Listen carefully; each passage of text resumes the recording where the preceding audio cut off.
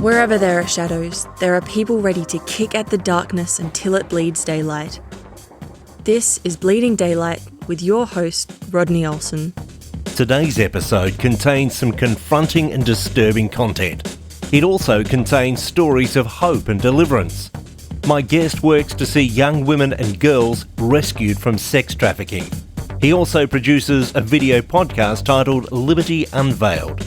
Links to his podcast and the anti-trafficking work are in the show notes of this episode at bleedingdaylight.net. Today, you'll hear stories of people who are truly kicking against the darkness until it bleeds daylight.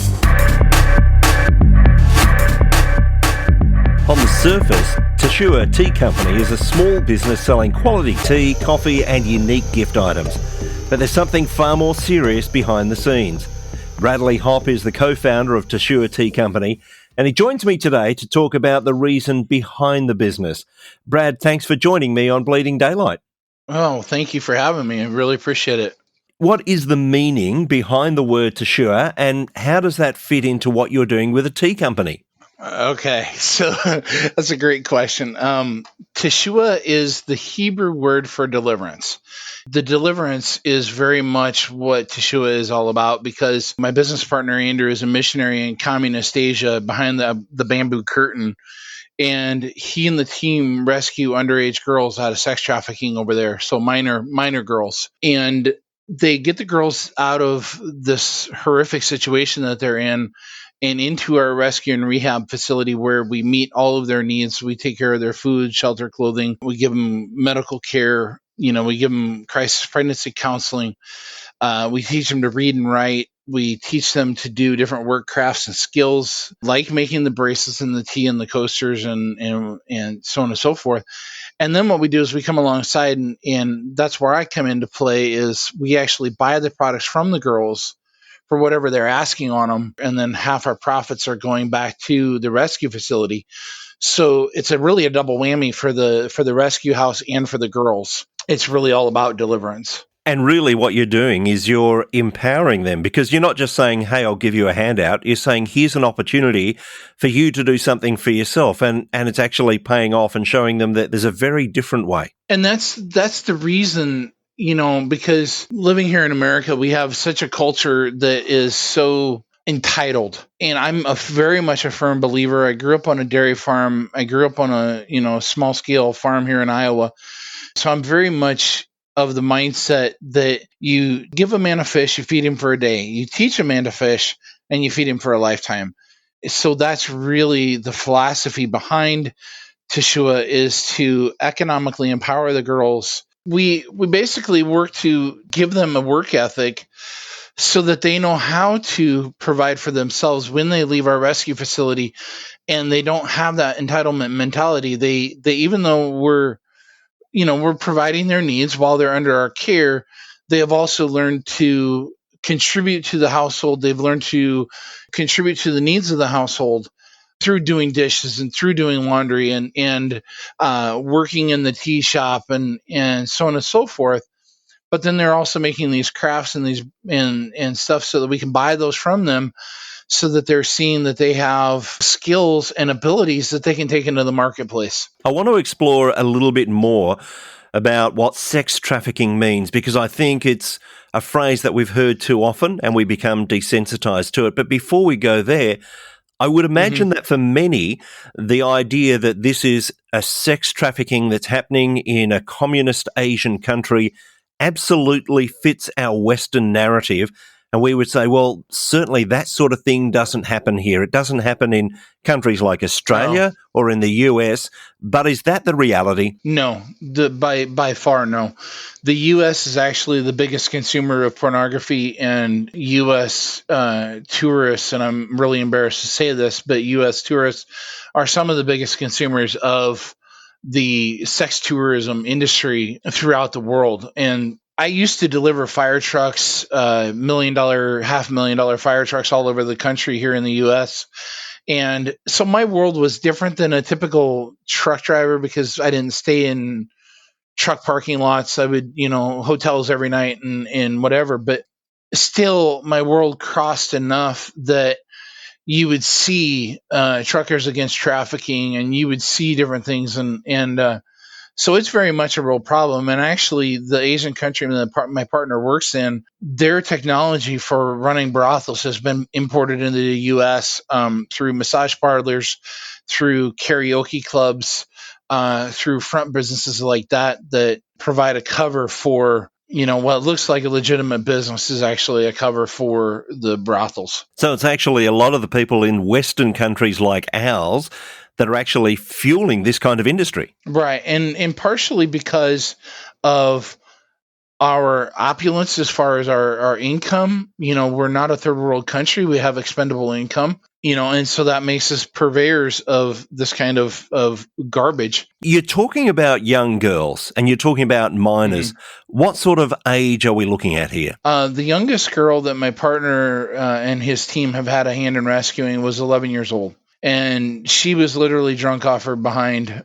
Real briefly, the way a rescue mission goes down is they go into the brothel. They have two people inside that are not participating but acting as patrons. It's a karaoke club, so you can go in and sing and spend the evening singing and stuff. And so they go in and spend the evening singing, and then they wait till everybody else gets sauced or drunk, and then they start a ruckus. And then my partner and the team come in and cause even more of a ruckus and literally start grabbing girls and picking them up and carrying them out of the building. And he picked up this 11-year-old and carried her out. Now, we always make sure that we have at least one of our female staff in the rescue van waiting so that she can explain to the girls what's going on, who we are, why we're there. And then they ask them, do you want to come with us? And 100% of them have said yes. It's a frightening scenario that you're setting out there. How are these girls originally lured into this traffic? A lot of times it's either they are one of the girls, her parents went on vacation. She was staying with her uncle. Her uncle sexually abused her, and then he sold her off to his, if I remember right, it was his sister. And then she pimped her out, and then she ended up selling her, or she might have sold her directly. I don't remember if she pimped her out and then sold her on. But anyway, so that was one of the scenarios. A lot of them have aged out of the adoption system or the orphanage system by 14 in this particular country. They expect 14-year-old people to be able to survive on the streets by themselves at 14. Which is, being a father of 6 and having 14-year-olds, that's just the dumbest thing I've ever heard. I mean, quite honestly, a lot of times it's either they were sold by a family member or they were, out on the streets and somebody picked them up and offered them something that looked legitimate. And that's the biggest one. A lot of times they're sold a bill of goods and told, oh yeah, we'll get you into this whatever job, and that's not the case. You say you're providing all that these young girls need to return to society and to help them to heal. How do you help a young girl who's been treated in this way by probably hundreds of men? How do you teach them to trust again? And this is where my faith comes into play, because we can't on our own. We have a book that it was actually written by I believe the gentleman's from Australia, and he's a Christian counselor, but he has written this book, and that's kind of been the textbook for our house mothers. They get the girls into a safe environment, and obviously it takes time, but the girls begin to see the older girls that are there caring for each other and helping each other and that stuff. They go through devotions and Bible study, and eventually we don't force it down their throats. The girls have a choice. I mentioned earlier that we get them crisis pregnancy counseling, and we don't force them to keep their babies, but 3 out of the 4 that came to us pregnant have chosen to keep their babies. And so that combination that we have going on, it really, the girls see what true Christianity is all about, and they begin to see that, hey, these people actually care about me and they're endangering their own lives for me. It opens up that door for conversations, and it opens up the door for us to be able to share the gospel with them, but then also to help them to recover in deeper ways. Because For example, I'll just give a short story here. One of the girls came to us, and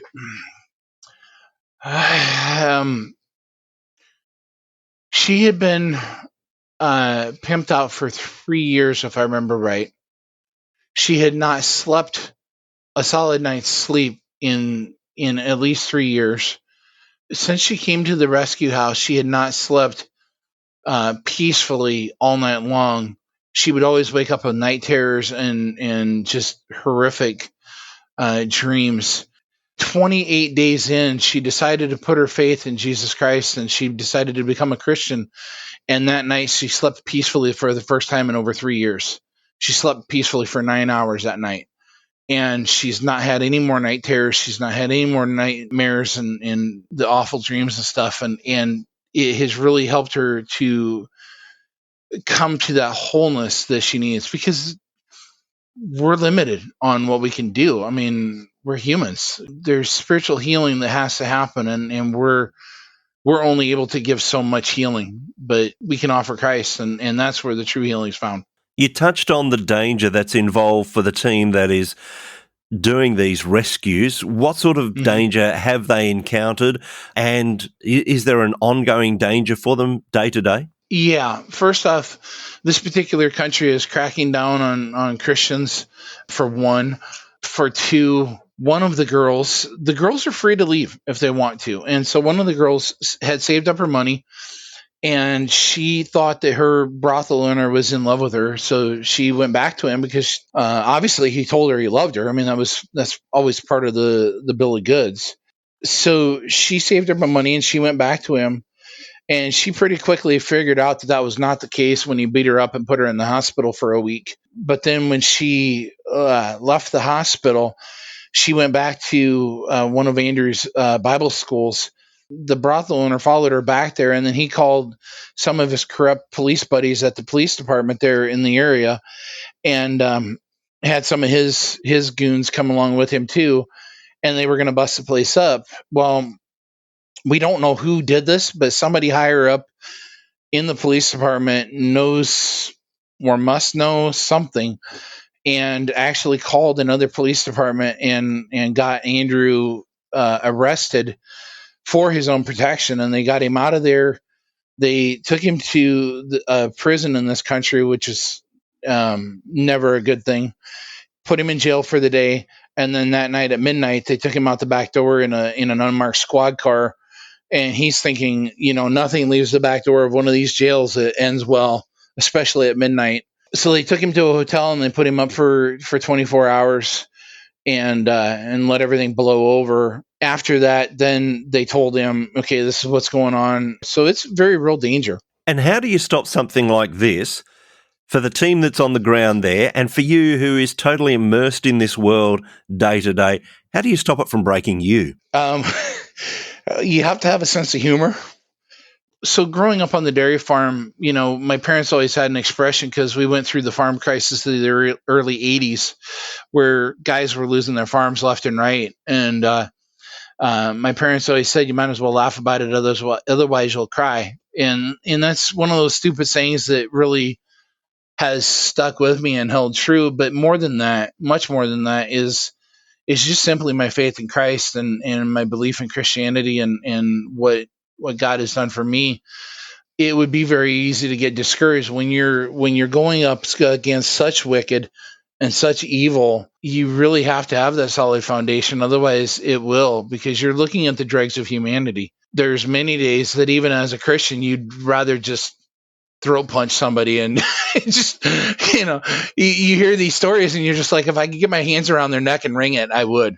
And I know the Father God feels that same way too, but I also know the terrific testimonies that happen when brothel owners become Christians. We've had several brothel owners become Christians over the last couple of years, and to see the transformation there really at the same time gives you hope too, because you see guys that are like just name some famous American mobsters like John Gotti and Al Capone.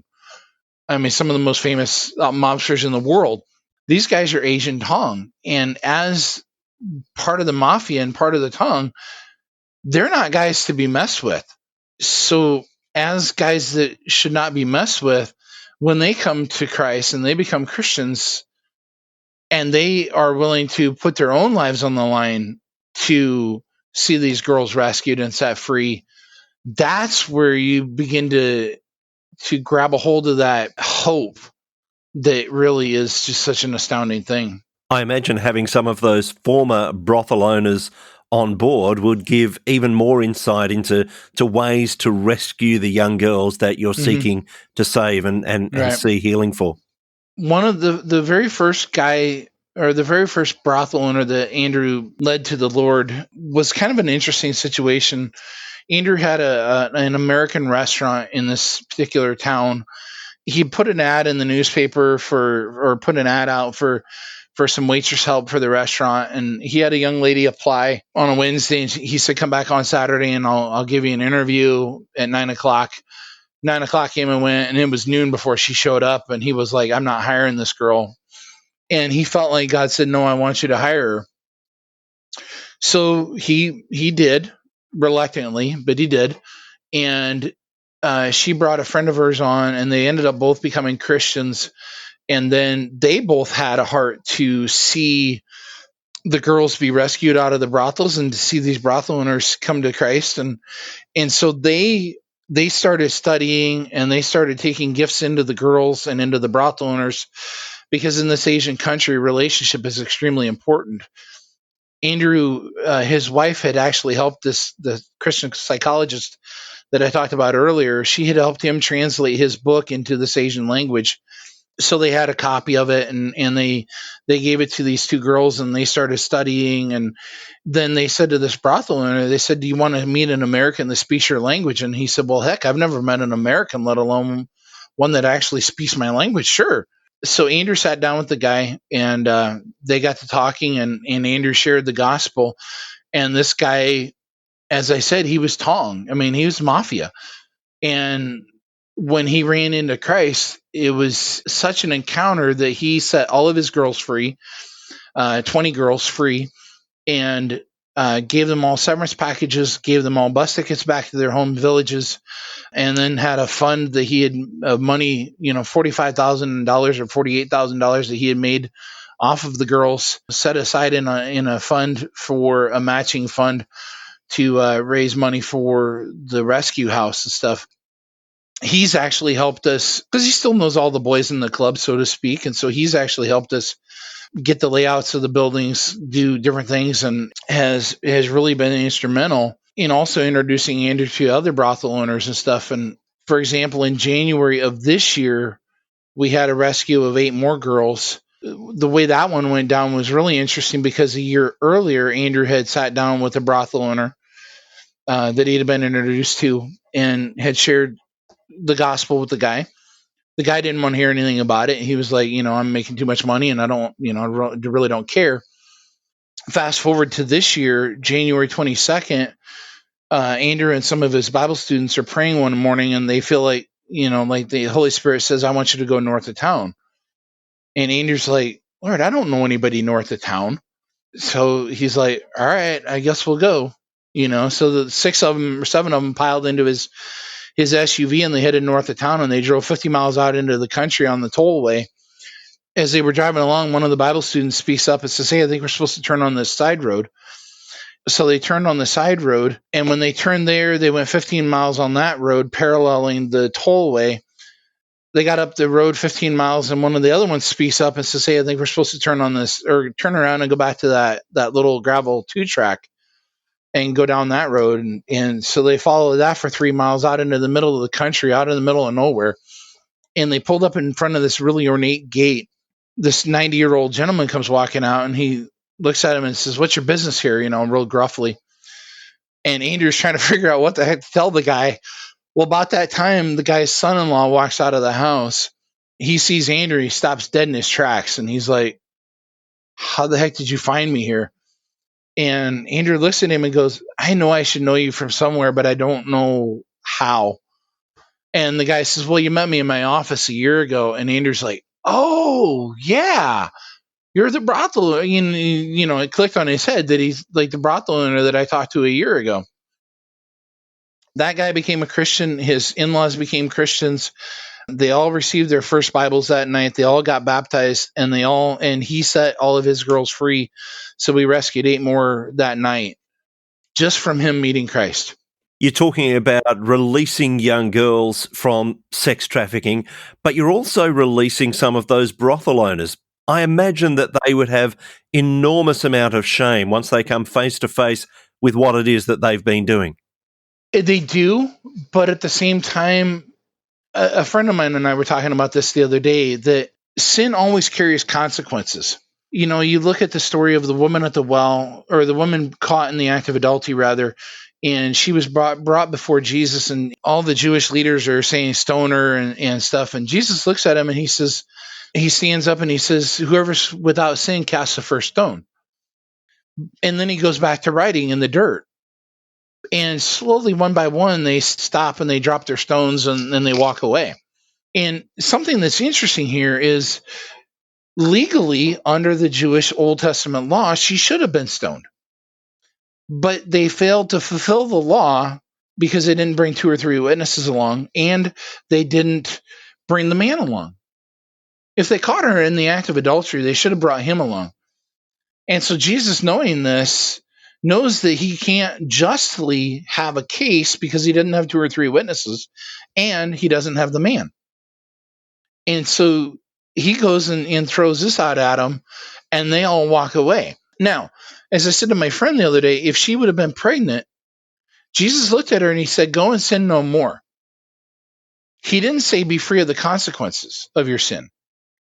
He said, go and sin no more. If she would have been pregnant, she would have been obliged under his current command, go and sin no more. She would have been obliged to keep that baby. She would not have been free from the consequences necessarily of that sin. Well, you know, oftentimes we can, you know, these brothel owners, they can set the girls free, but they're still going to have that remorse. They're free from the guilt. They're free from the condemnation. You know, he who Christ sets is free indeed. So they would have been free from that guilt and that condemnation, but they're still going to have that remorse, that sorrow from that. And it's going to be a godly thing that's going to keep them from doing it again. It's not always an unhealthy thing to have that remorse because it keeps us from doing it again. You've mentioned that some of the girls have been stolen away from their families. Some of them, their families have actually been involved. But for those girls who have been stolen from their families, is there opportunity for them to reunite? And what's been some of the results of that? I don't know any of the stories of the 20 girls that were set free from the first brothel owner. I don't believe that any of the girls have gone back to that situation, because a lot of times if they do go back to that situation, they would end up back in that same situation. You know, they would have ended up back up in the same situation that oftentimes that got them there in the first place. In other words, there was some reason that they ended up getting trafficked, and to send them back into either their village or whatever would be just putting them back into the hands of the original sellers, so to speak, the kidnappers in the first place. And so oftentimes it's safer for us to keep them. You know, they have the right to go back if they want to. As I said, the one girl, she saved up her money from selling the products to us, and she used that money to go back to her brothel owner because she thought he was in love with her. So they have the freedom to go back if they want to. None of them have chosen to. One of the young ladies that actually won't talk about her parents, won't talk about how she came to be trafficked, won't talk about any of that stuff. She actually learned to read and write. She learned to do her math. She passed all of her high school classes. She got all caught up. She took her insurance classes and passed her insurance boards, and is now, as of last summer, living in her own place and actually is a licensed insurance agent. It's an incredible story to hear someone going from being trapped into an opportunity like that, to be running themselves in their own business and to be doing so well in life. It must give you great encouragement to keep doing what you're doing. It really does, because there's a lot of times where when you're doing stuff like this, especially when you're rescuing girls from just absolute hell on earth, as much as I talk about Christianity, there's forces on the other side that don't don't want to see what we're doing done. They do try to discourage you and dissuade you from doing what you're doing. So, yeah, it makes it a challenge some days, but you look at those stories and you're like, you know what? This actually brings up a really good story that I was reminded of here a couple weeks ago, and it really kind of summarizes Teshuah. And we actually have some bracelets that I hadn't made this connection until just a couple weeks ago. But we have some bracelets that have starfish on them that the girls have made. And the story goes that this little boy is standing on the beach and it's low tide, and there's all these thousands and thousands and thousands of starfish all down the beach. They're all trapped because it's low tide. And this elderly gentleman comes up and he's standing there on the shore with this little boy, and he's watching the little boy throw the starfish back, and he goes, what are you doing, son? And he goes, I'm throwing the starfish back because otherwise they'll die. And the elderly gentleman looks at him and goes, son, you're not going to be able to rescue all of them. You might as well just quit. You're not going to be able to rescue all of them. And you're not going to make a difference. And the little boy stands there and thinks about it for a second. And he reaches down and picks up a starfish and chucks it back into the ocean. And he goes, I made a difference for that one. And that's the thing.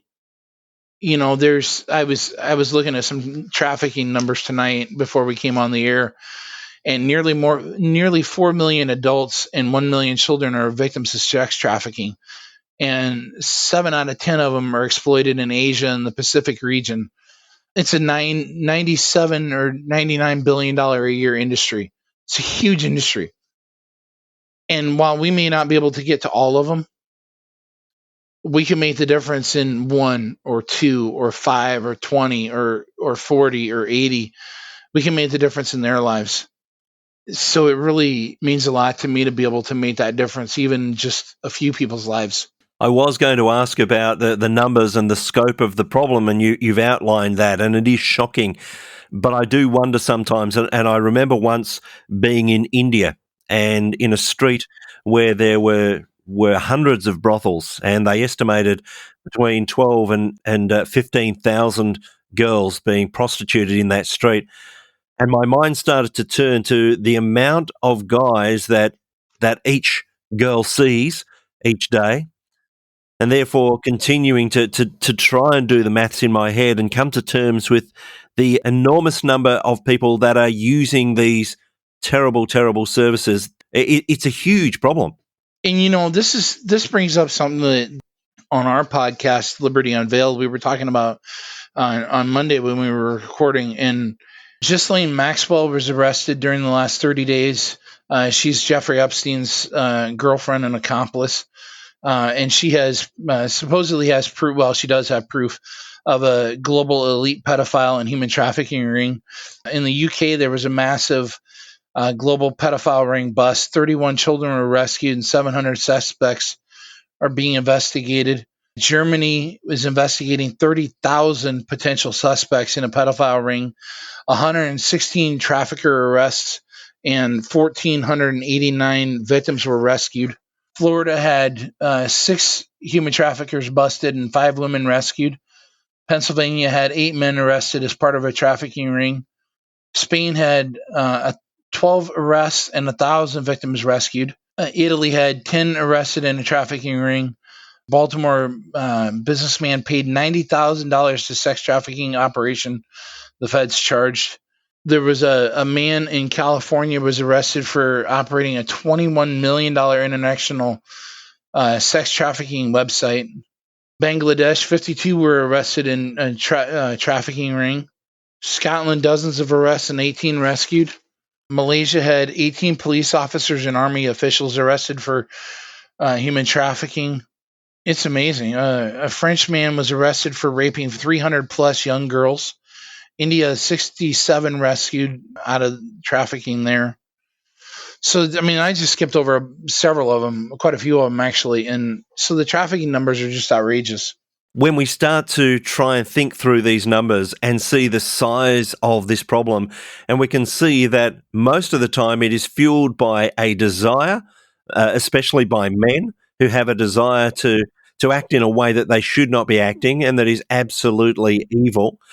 There would be some who would see prostitution, would see pornography as something that, as long as the participants are willing, it's okay. What would you say to that? That's a major, major, major misnomer, because oftentimes men are looking at pornography and they think that the girls are willing, but oftentimes they're not. I think they said like 70% or higher are actually trafficking victims. And what you're seeing looks like they're willing participants, but they're really not. And oftentimes the reason they look like they're willing participants is because they've either been threatened with death, or their family has been threatened, or they're being told, if you don't participate and you don't act the way we want you to act, your family will be killed.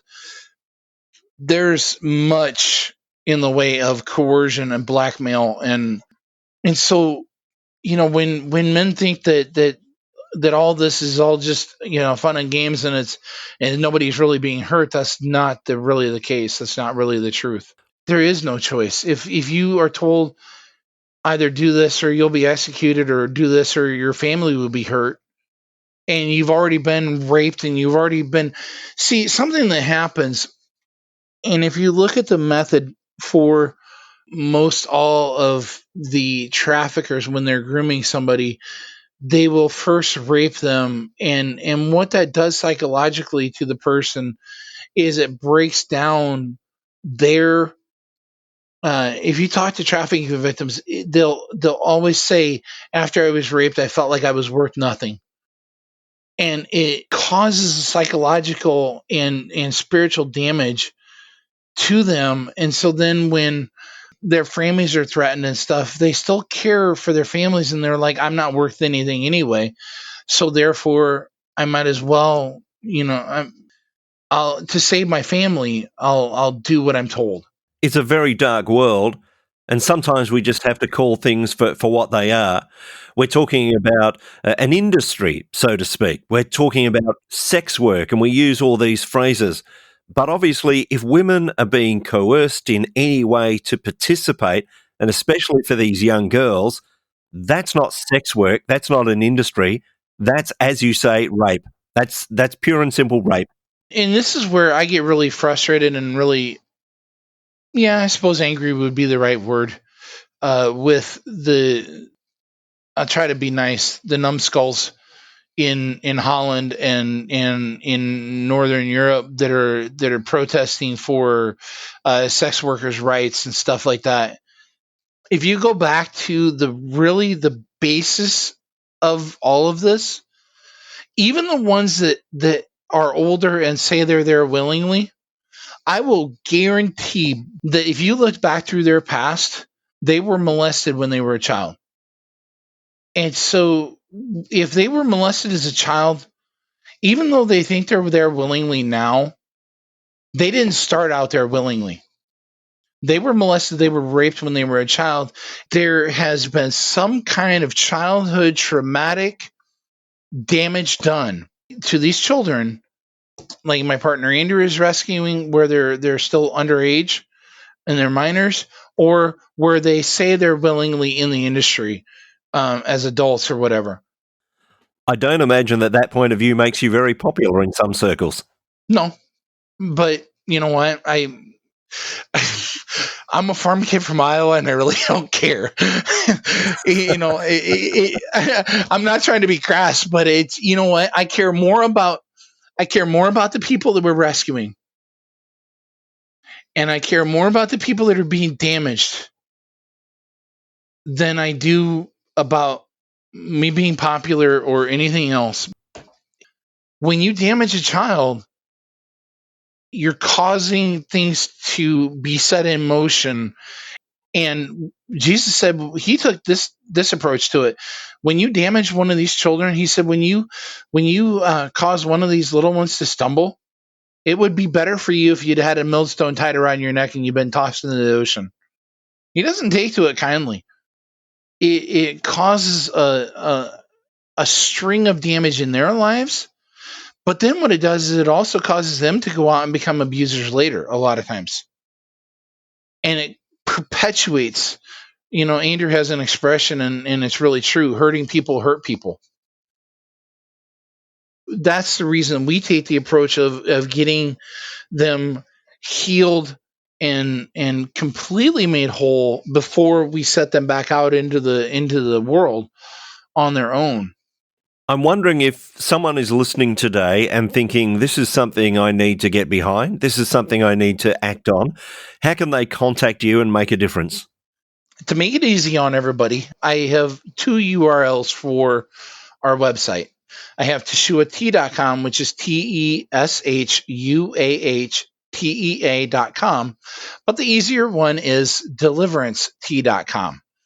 I just decided after 2 years that it would be probably smart to make it a little bit easier on people. So DeliveranceTea.com is an easy way to find us on Teshuah or on Deliverance Tea or TeshuahTea.com. They can go to the donate page, and under the donate page, we have a direct link, a PayPal link to the rescue house. So when somebody makes a donation there, it does not go through me. It does not go through the business side of everything. It goes direct to the rescue facility and helps us take care of the girls, because it costs a lot of money.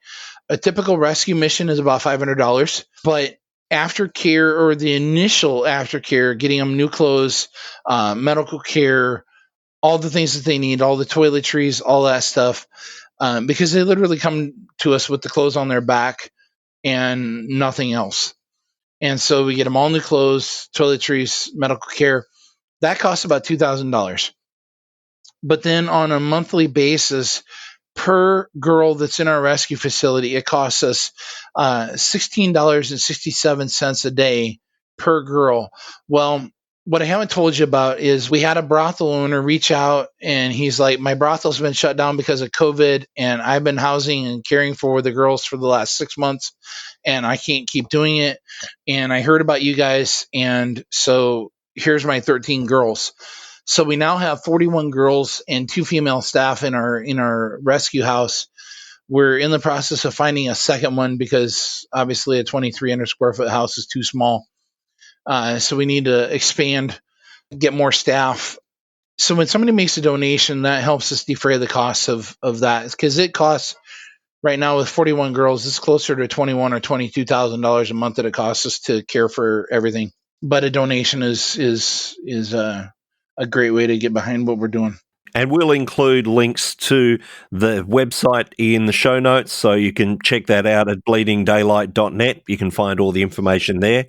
Brad, it's been wonderful to speak to you, speaking about some very dark things, but the light is starting to shine through in so many of those areas. We thank you for the work that you are doing, and thank you for your time here today. All right. Thank you so much. I really appreciate it. Thank you for listening to Bleeding Daylight. Please help us to shine more light into the darkness by sharing this episode with others. For further details and more episodes, please visit bleedingdaylight.net.